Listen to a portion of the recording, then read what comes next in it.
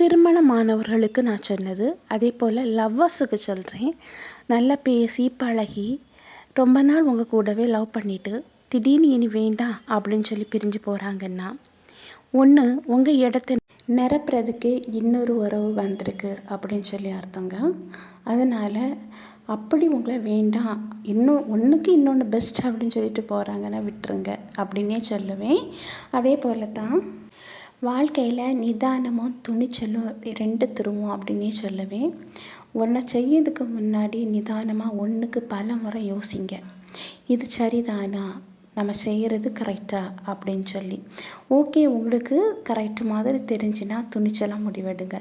ஒருத்தங்க உங்ககிட்ட பேசாமல் பேசேண்டாம் இனி அப்படின்னு சொல்லி பிரிஞ்சு போகிறாங்கன்னா எதுக்காக போகிறாங்க, நம்ம என்ன பண்ணணும் அப்படின்னு சொல்லி நிதானமாக ஒன்றுக்கு பல முறை நீங்கள் யோசிங்க.